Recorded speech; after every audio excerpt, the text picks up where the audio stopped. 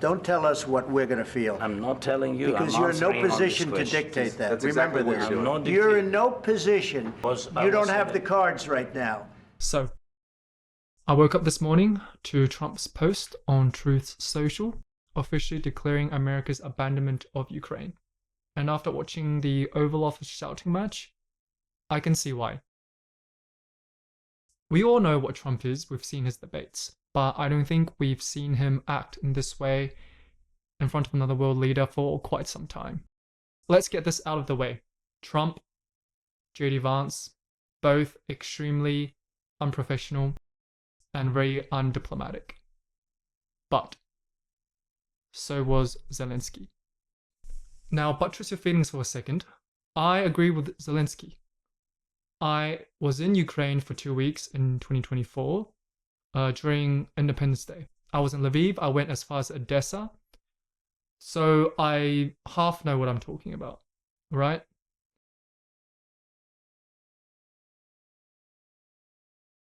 I think what Zelensky is trying to say is very valid. We had a ceasefire plan after Russia took Crimea for the Donbass, Minsk 1, Minsk 2. It didn't work. Russia came for more. Appeasement with Putin clearly doesn't work. He is completely right. Russia will not stop because the goal is Ukraine neutrality, or even better, Ukraina это Россия. Ukraine is Russia.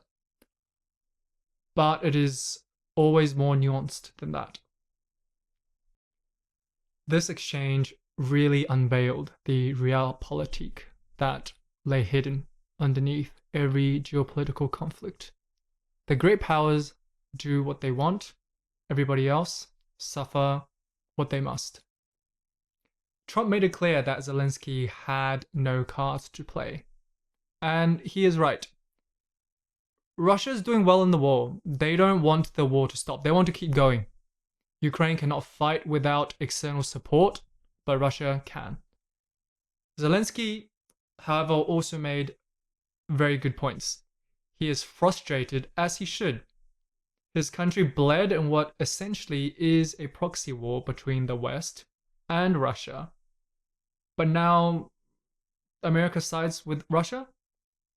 He was rug pulled. My head is spinning too at the sudden turn of events. A peace agreement without concrete security guarantees is no peace agreement at all. The mineral deal that Trump wanted Zelensky to sign offered very little in terms of concrete US support in terms of security. Essentially, it was more of a repayment deal for what America has already done. But lecturing the president and the vice president is not the best way to get what you want for your country. America doesn't want to foot the bill anymore, and you can't blame them for that. Why should the American government and its taxpayers pay $120 billion towards a conflict a continent away? Europe needs to foot the bill, and Europe has. But with both America and Europe, that was not enough to turn the tide. So Europe needs to make up the shortfall. How are they going to do that? We'll come to that later. But Ukraine right now needs a ceasefire more than Russia needs it. I believe at this point, a ceasefire benefits Ukraine more.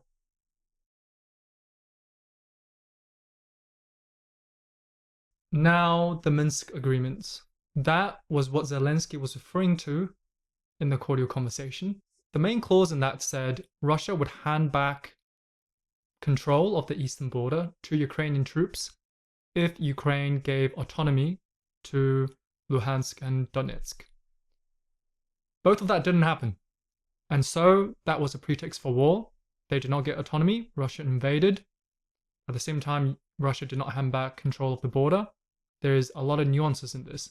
But this was the reason why Trump blamed Zelensky for starting the war, because he views that Ukraine did not uphold their end of the bargain.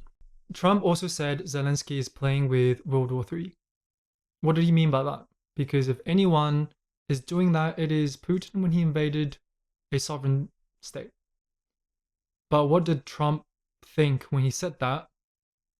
Well, I believe he is referring to Ukraine's NATO aspirations.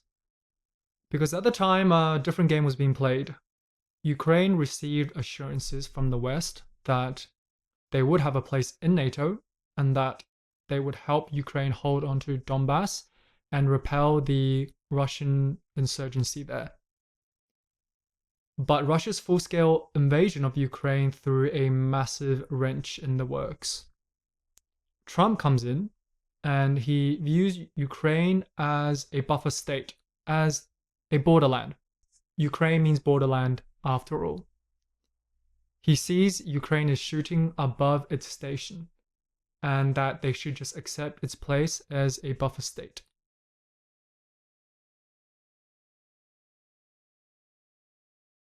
Let's forget the outrage, forget who's right and who's wrong, and lay everything out on the table, a la realpolitik. Ukraine needs Western support to continue fighting. They need to play nice with America, unless Europe steps up and makes up for the $120 billion shortfall. Russia clearly wants all of Ukraine, if not officially, then in a puppet state form. Europe is too divided to offer any genuine support, and the European electorate seems to be tired of the war as well. It looks like the worst case scenario has come, and again the ball is in Europe's court. What will they do? Will they continue supporting Ukraine in the war, or will they help broker another ceasefire? If they continue unconditional support to Ukraine, where will the money come from? Well, they could confiscate Russia's $300 billion war chest. They have already frozen the asset and use interest to help out Ukraine, but they haven't touched the principal. Why? Well, they are afraid that third countries will slowly move away from the SWIFT banking system and reduce the economic leverage that the West has in the form of sanctions and freezing assets. But I think the damage has already been done. Everybody sees that if you don't do what the West wants, then we will confiscate your money. But at the same time, I think not taking the principal is a smart move, because that is an incentive for Russia to come to the negotiating table. They need the money to rebuild their economy, and $300 billion is a lot. It's more money than both US and Europe has sunk in Ukraine. So if you negotiate with us, then we will return you the money. I think that gives Europe more leverage. But I have very little hope for that because there's very little unity in Europe right now. I still think the best way forward for lasting peace is a petition. Ukraine needs to lose Donbass, lose Crimea. Realistically, they will lose a bit more, the two other oblasts. But whatever they have left, have it formally recognized by the UN, and then immediately induct Ukraine into NATO. Otherwise, I think war will restart.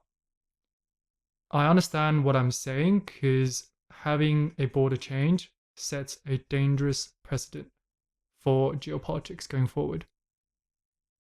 I would argue that borders weren't as sacrosanct as people made it seem to be. Serbia, Kosovo, Turkey, Cyprus, Israel, Palestine. I would like to cover all those topics in the future. In fact, my next video will be on Serbia's recent student protests. Please like if you enjoyed the video and subscribe if you liked. I'll see you in the next one. Thank you all for watching.